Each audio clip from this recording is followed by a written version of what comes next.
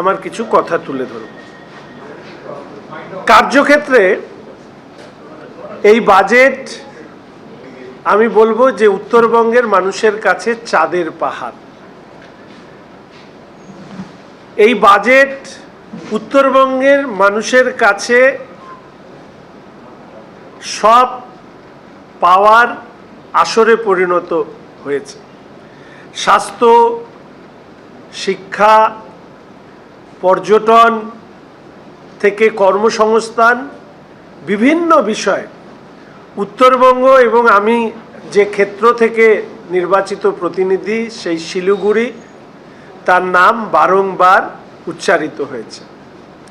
এর আগে উত্তরবঙ্গের মানুষ হাপিত্তেশ করে বসে থাকতেন যে কোথায় উত্তরবঙ্গের নাম বাজেট বইতে দেখা যাবে।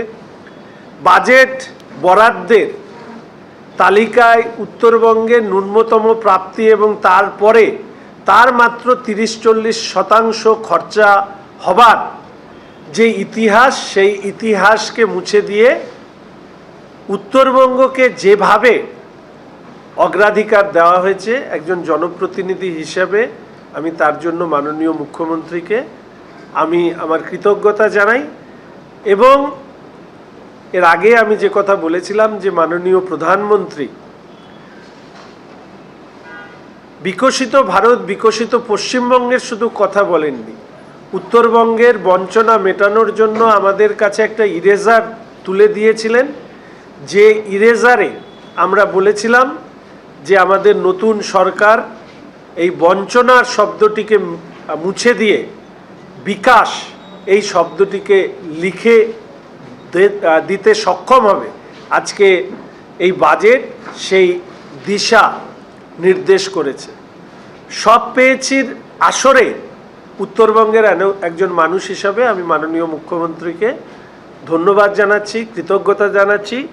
একই সাথে ধন্যবাদ কৃতজ্ঞতা জানাচ্ছি মাননীয় অর্থমন্ত্রীকে।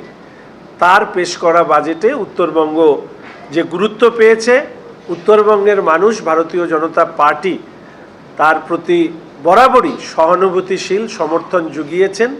এক্ষেত্রে বলা যায় যে এর আগে উত্তরবঙ্গের মানুষের উত্তর না দিতে পেরে কিছু সময়ে স্বাস্থ্য উদ্ধারের জন্য প্রাক্তন মুখ্যমন্ত্রী উত্তরবঙ্গে যেতেন বইকি, কিন্তু তিনি যে প্রতিশ্রুতি দিতেন সেটা ছিল প্রতারণারই নামান্তর।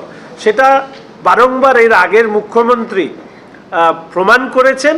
বর্তমান মুখ্যমন্ত্রী শ্রী শুভেন্দু অধিকারী মহাশয় উত্তরবঙ্গের মানুষের জন্য যে সংকল্প গ্রহণ করেছেন, সেই সংকল্প পূরণের পথে আজকে আমাদের সম্মানীয় অর্থমন্ত্রী শ্রী স্বপন দাশগুপ্ত মহাশয়ের যে বাজেট, সেই বাজেটের প্রতি ছত্রে ছত্রে সেটা ফুটে উঠেছে।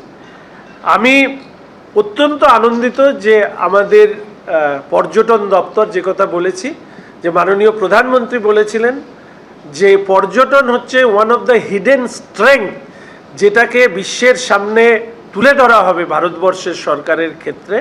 এবং আপনারা যদি দেখেন পর্যটনকেও ঠিক একইভাবে গুরুত্ব দেওয়া হয়েছে। সেখানে বাঙালির মননে হৃদয়ে থাকা দুর্গাপুজো থেকে শুরু করে আমাদের দার্জিলিং, যেটা ইস্টার্ন হিমালয়ের একটা অপরূপ শোভা বর্ধনকারী সংকল্পপত্রে যেখানে বলা হয়েছে যে দার্জিলিংকে গ্লোবাল ট্যুরিজমে অন্তর্ভুক্ত করা হবে। আমরা বলি হোয়েন নেচার মিটস অ্যাডভেঞ্চার, তার একটা পারফেক্ট এক্সাম্পল হচ্ছে দার্জিলিং।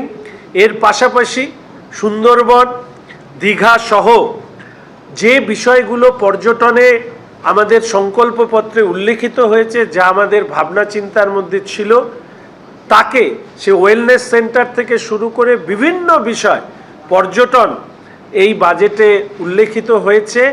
আমি মনে করি একজন প্রথম এই দপ্তরের দায়িত্ব পাওয়ার পরে সম্মানীয় অর্থমন্ত্রী যে বাজেটে যে বিষয়গুলোকে উত্থাপিত করেছেন, সংকল্পপত্রে যে দিশা দেখানো হয়েছে, সেইগুলোকে নিয়ে কাজ করবার মধ্যে দিয়ে আমাদের পশ্চিমবঙ্গের পর্যটনকে বিশ্বের পর্যটন মানচিত্রে তুলে ধরতে আমরা সক্ষম হব, এই আশা আমি রাখি। পশ্চিমবঙ্গের মানুষের যে প্রত্যাশা পূরণ করবার যে দায়ভার আমাদের উপরে বর্তেছে, এবং ডাবল ইঞ্জিনের সরকার, যে সরকারকে নিয়ে মানুষ তার প্রত্যাশার জাল বুনেছে, আজকের বাজেট ঐতিহাসিক এই কারণে সেই প্রত্যাশার জালকে পরিপূর্ণ করবার ক্ষেত্রে এই বাজেট একটা অত্যন্ত গুরুত্বপূর্ণ পদক্ষেপ বলে আমি মনে করি।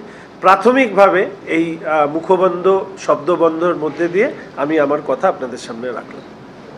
এক সময় দেখা যেত যে আপনি বিধানসভার ভেতরে, বিধানসভার বাইরে ধর্ণা দিয়েছেন, আন্দোলন করেছেন যে এমএলএ ল্যান্ডের টাকা আপনারা খরচা করতে পারতেন না, সেই ব্যাপারে কোনো সাহায্য করতে পারবেন, মানে আপনি স্কিম করেছিলেন, সেই স্কিম বাতিল করা হতো।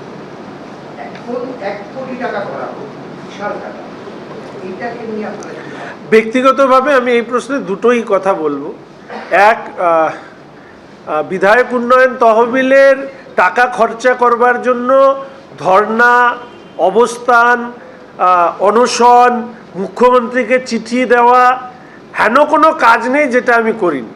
তারপরেও টাকা খরচা করতে পারিনি, রাজনৈতিকভাবে প্রতিবন্ধকতা তৈরি করা হয়েছিল। আমাদের মাননীয় মুখ্যমন্ত্রী যে সরকার পরিচালনা করছেন পূর্বতন সরকারের সাথে, তার যদি আমরা পার্থক্য খুঁজে দেখি, তার প্রথম পার্থক্যটাই এখানে যে রাজনীতিতে বিরোধীদেরকে সম্মান দেওয়া। তিনি তার প্রশাসনিক সভার মধ্যে দিয়েই তাদের ডাকা এবং তাদের অংশগ্রহণের মধ্যে দিয়েই তো তিনি এই রাস্তাটা দেখিয়েছিলেন। আজকের দিনে দাঁড়িয়ে আমাদের সরকার, আমাদের অর্থমন্ত্রী এবং আমাদের মাননীয় মুখ্যমন্ত্রী দৃষ্টিভঙ্গি বা যে দিশা দেখিয়েছেন, সেখানে এই 1 কোটি টাকা যাতে সমস্ত স্তরের শাসক বিরোধী তারা যাতে স্বচ্ছতার সাথে সরকারি নীতি মেনে দ্রুত খরচা করতে পারে, এবং আমাদের মতন তৎকালীন বিরোধী অবস্থায় আমাদের মতন শুকতলা ক্ষয়ে যাতে না যায়, তার জন্য আমাদের সরকার নিশ্চিতভাবে দায়বদ্ধ থাকবে। এবিপি আনন্দ, এগিয়ে থাকে, এগিয়ে রাখে।